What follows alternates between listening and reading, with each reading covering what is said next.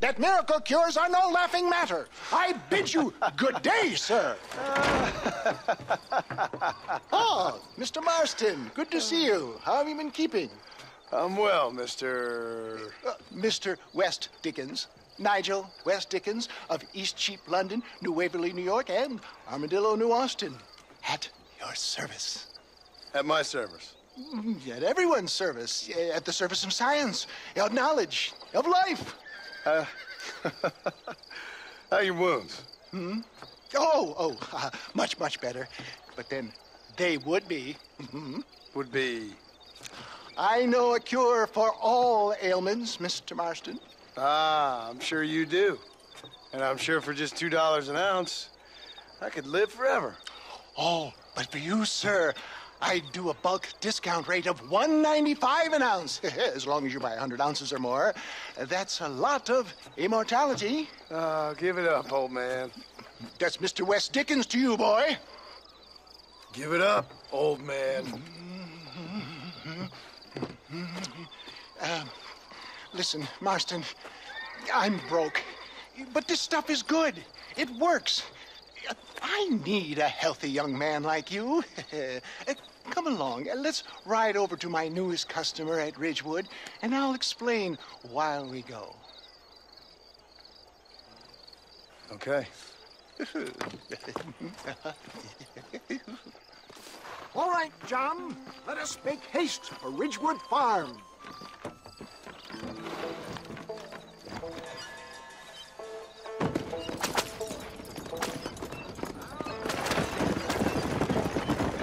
I heard about you, Mr. West Dickens. And I about you, John Marston. Hoodwinking the weak and gullible out of their hard-earned money. My dear boy, it is you who is gullible, if I may be so bold, for heeding such ill-informed scuttlebutt. You're as full of wind as a horse with the colic. I have been blessed with the gift of language, and for that I will not apologize. But the West Dickens elixirs speak for themselves. My thousands of happy customers attest to that. Those men trying to kill you didn't look so happy. Skepticism is the bastard child of progress, John. If my tonic is such a sham, how do you explain the fine fettle in which you find me? Last time you saw me, I was knocking at death's door. You should thank the doctor for that. I reckon you were acting it up worse than it was. Act I can, John. A more convincing Othello there has never been. And so shall you, a fair Iago or Cassio make. I don't like the sound of this. Showmanship, John. The flourish. The bow. We are operating in a competitive marketplace. Our product must stand out. And how does this involve me? We're going to use your God-given talents to our advantage. I'm really starting to I'll regret drop this. you off at the outskirts of Ridgewood. That way, it won't look like we came together. Once I'm set up, saunter nonchalantly into the crowd that is sure to be forming. Eventually, I will call you up to try my tonic.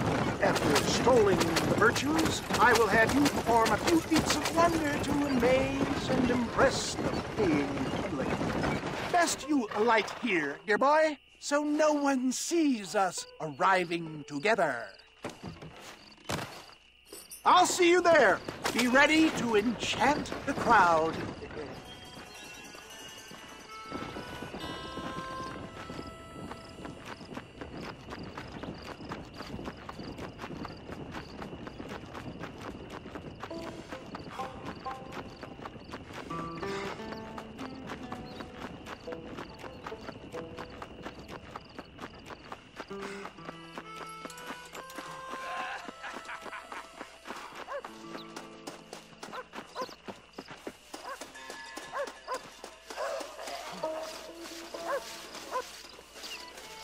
Are you sure?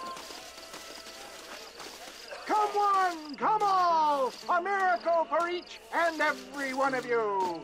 Friends, hard-working souls of Cholla Springs, gather round, gather round. Do you suffer from rheumatism, lumbago, acute chronic sciatic, neurologic, or inflammatory pain? Well, I represent the only company that makes the genuine article that cures headaches, neuralgia, earache, toothaches, backache, swelling, sprains, sore chests, swelling of the throats, contracted cords and muscles, anxieties and ravaged nerves, stiff joints, wrenches, dislocations, cuts and bruises, and it adds vitality and vigor to the healthy man. But can you prove it, old man?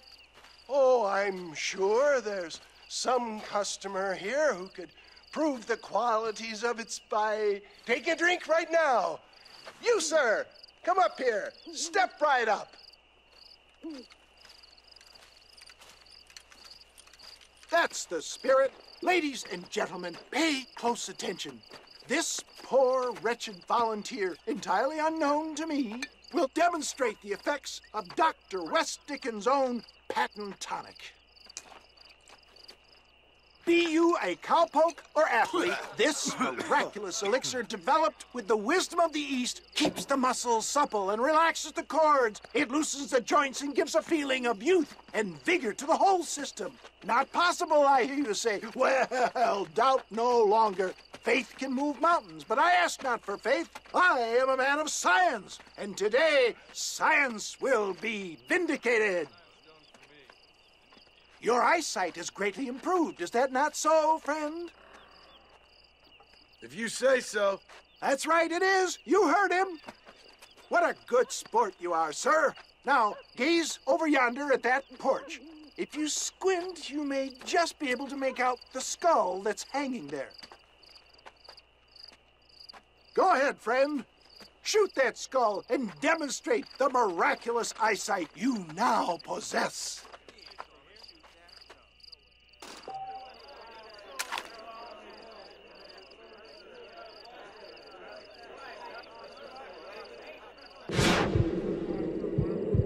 Remarkable!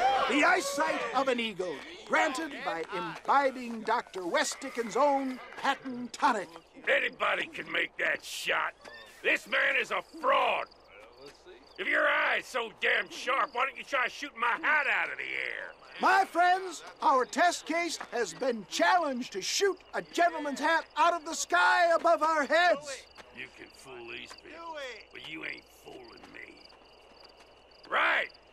Let's just see how sharp you is with a moving target. Get ready. He's about to throw it.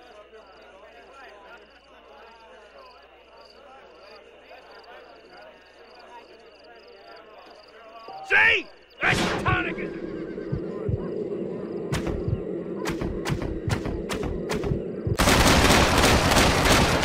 Have you ever seen such an eye? Behold the power of the elixir plucked out of the sky. Hey! Hey! What? You think you can put a hole in a man's hat and just walk away, do you?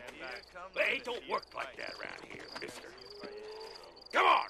Are you a man or not? A challenge of battle has been offered to our volunteer. Look at him. The tonic is coursing through his veins. The power of an eye. Now I'm angry!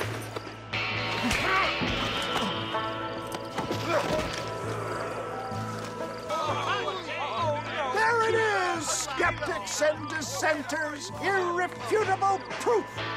Do not let this opportunity pass you by. Look, he's over there. Go get him. This ends now! Watch out! He's got a gun. Who the hell do you think you are? You ain't leaving here alive!